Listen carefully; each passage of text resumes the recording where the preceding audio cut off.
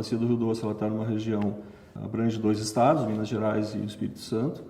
85% da bacia está no território mineiro. Tem uma ocupação que ela não é uniforme em termos dessa exploração de recursos, né? Então, na porção mineira, nas bacias mais altas, principalmente o Piracicaba e o Santo Antônio, nós temos a mineração mais intensiva. No médio doce e no baixo doce, nós já temos uma tendência maior da ocupação de pequenas propriedades rurais, né, com agricultura de subsistência e uma interação maior, então, das populações com o território.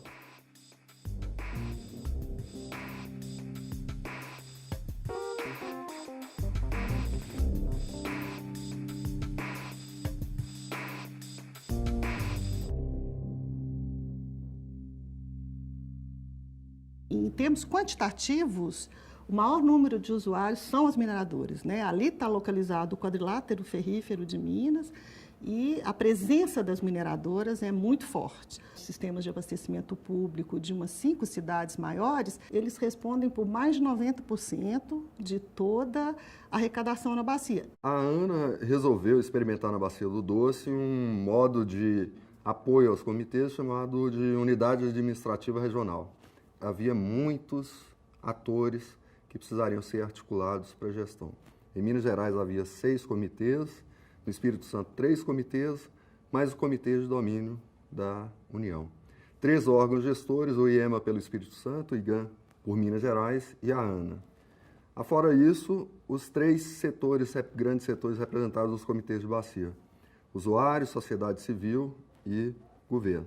Então, nesse período que antecedeu o plano, de 2006 a 2009, foi o período utilizado para pactuar com os diversos comitês o arranjo que se gostaria de construir no âmbito da bacia do Rio Doce para a gestão. Esse apoio da ANA e dos órgãos gestores foi fundamental para que a gente pensasse um modelo de comitê de integração que tivesse uma agência única e uma agência com capacidade técnica e financeira para dar resposta aos graves problemas, aos grandes desafios que nós tínhamos na bacia. Foram várias audiências públicas com a comunidade, com os setores envolvidos, né, sociedade civil, usuário, poder público. Então a discussão foi muito ampla e participativa na elaboração do plano de recursos hídricos aqui da Bacia do Rio Doce. E assim foi, num processo demorado, extremamente participativo, com a contribuição de todos, constituído o nosso plano integrado de recursos hídricos, que abriu a cabeça de todos para uma nova concepção de bacia e para a necessidade da constituição de um comitê diferente, que fosse um comitê de integração. Essa discussão do regimento interno do Doce trouxe como consequência discussão, por sua vez, dos regimentos internos dos comitês estaduais que compunham, e tudo isso foi formando em todos os conselheiros de todos os comitês a concepção da necessidade de trabalhar a bacia de forma integrada. Com todos os comitês, todo mundo entendeu que era importantíssimo que cada comitê tivesse sua voz nesse processo, né, participasse, e foi aí que foi dada a largada para a gente começar todo o nosso processo de integração, hoje com todos os comitês integrados e com representantes no plenário do Comitê da Bacia do Rio Doce. Elaboramos 10 planos num único processo. Então, essa interação de todos esses documentos e todas as previsões e as ações previstas de uma maneira harmoniosa, onde não há uma dissociação das necessidades de cada uma das bacias. Por quê? Porque o processo foi elaborado conjuntamente. O plano integrado da Bacia do Doce está sendo fundamental para o processo de gestão que está sendo desenvolvido na bacia e também nos comitês de subbacia. É um documento norteador das ações dos comitês, principalmente no que diz respeito à aplicação de recursos da cobrança. Ele realmente conseguiu fazer essa construção ser de forma pensada como a bacia como um todo.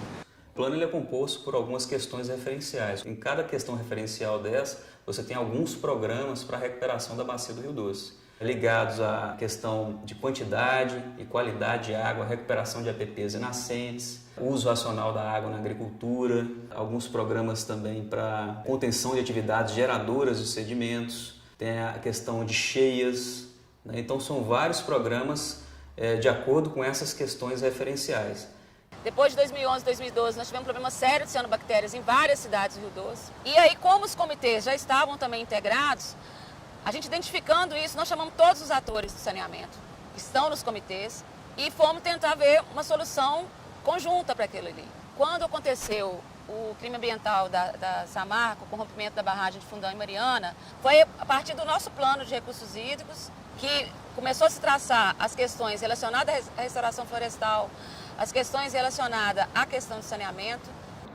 Essa aproximação que nós tínhamos construído, ela se mostrou fundamental para a gente interagir com os municípios dentro daquilo que era mais grave dentro de cada um deles. Municípios como Valadares, Colatina, por exemplo, que tiveram paralisação de abastecimento de água, foi um drama muito grande. Então, isso permitiu uma proatividade e um protagonismo muito maior do comitê no auxílio, na participação e também num outro momento importante, que foi a criação do Fórum dos Municípios da Calha do Doce, que são os 39 municípios que compõem a Calha do Doce, desde Mariana até Linhares, na Foz, e esse fórum hoje está funcionando e ele se transformou num espaço de diálogo, num espaço de construção de políticas públicas integradas na bacia do Rio Doce. Então, isso veio fortalecer a ideia de integração que o Doce construiu como comitê de bacia e que agora acontece nessas políticas públicas na aplicação dos recursos decorrentes da reparação e da compensação dos danos ambientais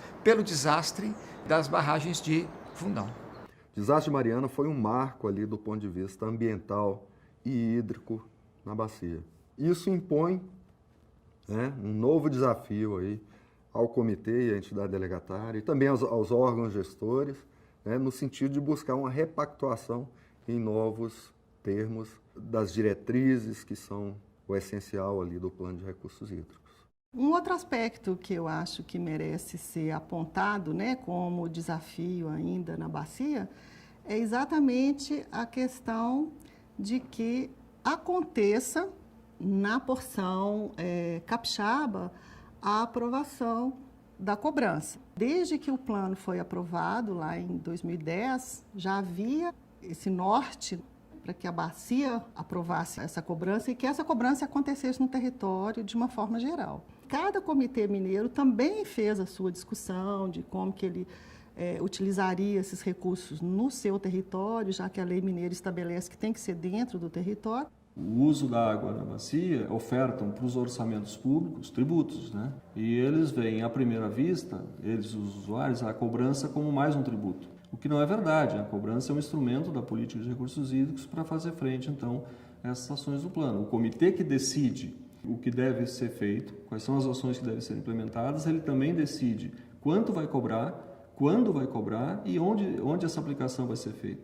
Então, os comitês retiraram recursos de outros programas que eles mesmos tinham colocado nessa priorização e alocaram recursos para o programa de saneamento. No saneamento, a gente estimou que uma parcela dos recursos da cobrança seria destinada para a elaboração de projetos e de planos.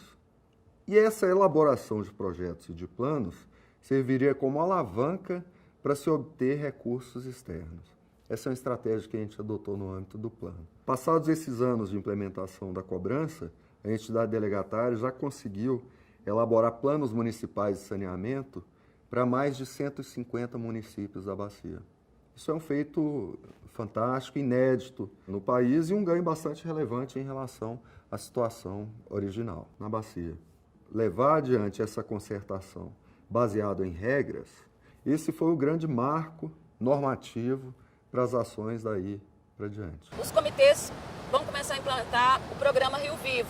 Algumas áreas já começaram a fazer recuperação de nascentes, mas esse programa Rio Vivo é um programa que vai envolver projetos de recuperação de nascentes e APPs, projeto de tratamento de esgoto nas propriedades rurais e outras ações de saneamento rural e também controle de sedimento, como tratamento correto de estradas, barraginhas, caixas secas, entre outros.